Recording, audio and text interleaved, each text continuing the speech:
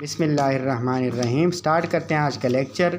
और आज हम पढ़ रहे हैं एक्सरसाइज 2.4। इसका क्वेश्चन नंबर 2 पढ़ने लगे हैं। क्वेश्चन नंबर 2 क्या है कि find the square root of the following by division method. Square root find करना है। क्वेश्चन नंबर 1 में कहा गया था कि find the square root by prime factorisation, और क्वेश्चन नंबर 2 क्या है कि find the square root by division method. तो आपके पास दो मेथड्स होते हैं, डिवीजन मेथड और फैक्टराइजेशन मेथड। तो आज हम किस मेथड से करने लगे?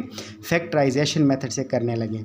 तो हमने क्या फाइंड करना है? स्क्वायर रूट फाइंड करना है। सोल्यूशन में जाते हैं, इसको स्क्वायर रूट फॉर्म में लिखते हैं। 144 को डिवाइड बाई 225 को हम स्क्वायर रूट में लिखते हैं। और आपको पता है कि स्क्वायर रूट में अगर दो नंबर डिवाइड हो रहे हैं तो आप उनका अलग अलग स्क्वायर रूट ले सकते हैं। 144 का स्क्वायर रूट अलग और 225 का स्क्वायर रूट अलग लिया। अच्छा, अब 2.3 में आप पढ़ चुके हैं डिवीजन मेथड। डिवीजन मेथड में आप क्या करते हैं कि इसको डिवीजन के तरीके से करते हैं, यानी आप 144 को लिखेंगे। आप नॉमिनेट, ये जो आपके पास 144 है इसको आपने लिखा डिवीजन के लिए। अब आप इसकी क्या कर लें? पेयरिंग कर लें। तो पेयरिंग आप कैसे करते हैं? याद रखें, आपने लेफ़्ट टू राइट करनी है। क्या करनी है? Left to right. तो ये आपके पास जो पहला नंबर होगा लेफ़्ट साइड पर, जो सबसे पहला नंबर होगा, अगर सिंगल रहेगा तो वही नंबर रहेगा। राइट साइड पे सिंगल नंबर नहीं रहना चाहिए। ठीक है, तो आपके पास 1 सिंगल रहा। आपने 1 का जो भी आपने टेबल पढ़ना है उसको उतना ही टाइम्स पढ़ना है। आप 1 का टेबल पढ़ेंगे 1 के लिए तो 1 1 1 हो जाएगा। 1 में से 1 माइनस हुआ, 0 बचा। इस पूरे पेयर को आप नीचे लिए तो ये आपके पास 44 हुआ। ठीक है, अब क्या करते हैं? इन दोनों को सम कर लें। क्या कर लें? इन दोनों को सम कर लें। तो 1 + 1 कितना हुआ? 2 हुआ। ठीक है, अच्छा, अब आप 2 का टेबल, जो भी टेबल पढ़ेंगे उसको यहाँ पर 2 के साथ लिखेंगे। यानी अगर आप 1 टाइम पढ़ते हैं तो ये कितना हो जाएगा? 21 हो जाएगा। और जब आप इसको 2 टाइम पढ़ेंगे तो ये हो जाएगा 22। यानी 22 को अब आपने कितने टाइम्स पढ़ना है? 2 टाइम्स। तो 22 को जब 2 से मल्टीप्लाई किया जाता है तो कितना आंसर आता है आपके पास? 44 आता है। तो इसका मतलब ये हुआ, ये 44 में से 44 को माइनस करें तो 0 0 बचता है। अच्छा, तो आपका आंसर क्या है? ये आपका आंसर आया 12। 144 का स्क्वायर रूट कितना आया? 12 आया। अब हम करने लगे हैं किसकी डिवीजन मेथड से स्क्वायर रूट फाइंड करने लगे? 225 का। तो उसी तरीके से पेयरिंग करेंगे। आपके पास 2 रहा। अच्छा, अब बच्चे क्या करते हैं? 2 का टेबल पढ़ना शुरू कर देते हैं। मैंने कहा है कि अगर आप 2 का टेबल पढ़ेंगे तो फिर आप उसको 2 टाइम्स पढ़ेंगे तो 2 2 द 4 हो जाएगा। आपने 1 का टेबल पढ़ना है तो 1 1 द 1 हो जाएगा। 2 में से 1 को माइनस करें, बाकी बचा 1। अब इस पेयर को नीचे उतारे तो ये आपके पास हुआ 125। कितना हुआ? 125 हुआ। इन दोनों को सम करें तो ये हुआ आपके पास 2।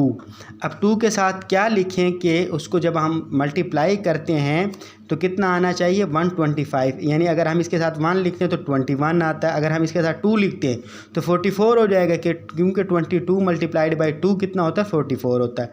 अगर हम 3 लिखते हैं तो 23 को जब 3 से मल्टीप्लाई किया जाएगा तो 69 हो जाएगा। हम इस तरीके से कितना लिख लेते हैं? 5 लिख लेते हैं। अब 25 को आप 5 से मल्टीप्लाई करते हैं तो 125 आपके पास पूरा हो जाएगा। तो ये हुआ आपका 125। आप 125 में से 125 को माइनस करते हैं, यानी 5 में से 5 गया 0, 2 में से 2 माइनस हुआ 0, 1 में से 1 माइनस हुआ 0। तो आपका आंसर क्या है? 15। अब आप इन दोनों आंसर्स को उठाकर यहाँ पर पुट कर दें। यानी 144 की जगह पर जो उसका स्क्वायर रूट आपने फाइंड किया था वो कितना था? 12 था। 12 आ जाएगा। और 225 की जगह पर कितना स्क्वायर रूट आया उसका? 15।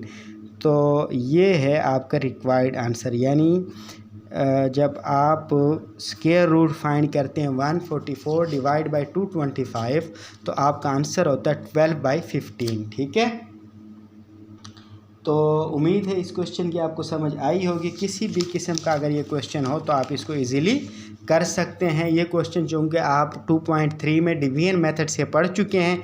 जस्ट आपने करना क्या है? बच्चे परेशान हो जाते हैं कि हमने तो पढ़ा था सिंपल नंबर, यानी हमने जो है हमारे पास 2.3 उसमें हमने कोई क्वेश्चन पढ़ा था कोई सिंपल सा नंबर होता था, जैसे हमारे पास फ़र्ज़ करो 144 अकेला होता था, या 1444 होता था, ठीक है, या 14444 होता था, लेकिन उसके डिवीजन में उसमें कोई नंबर नहीं होता। यानी ये अब आपके पास एक फ्रैक्शनल फॉर्म में नंबर आ गए, जबकि पहले आपके पास कोई भी सिंपल सा नंबर होता है इंटीजर के फॉर्म में, ठीक है।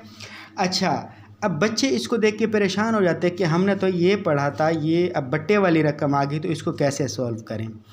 भाई इसको सॉल्व करने का तरीका ये है कि आप दोनों के स्क्वायर रूट अलग अलग कर लें, फिर आप उसी तरीके से जो आपने तरीका पढ़ा था 2.3 में, आप ऊपर वाले जो नंबर होगा उसका स्क्वायर रूट फाइंड करेंगे, नीचे वाला जो नंबर होगा उसका स्क्वायर रूट फाइंड करेंगे, और आखिर में उन दोनों को कंबाइन कर लेंगे। उम्मीद है कि लेक्चर की समझ आ गई होगी। अगर किसी स्टेप की समझ ना आई हो तो आप कमेंट करके पूछ सकते हैं, और अगर आपने अभी तक चैनल को सब्सक्राइब नहीं किया तो चैनल को सब्सक्राइब करें, और जो क्वेश्चन आपको अच्छी तरीके से समझ आए तो फिर आप क्वेश्चन को लाजमी लाइक किया करें।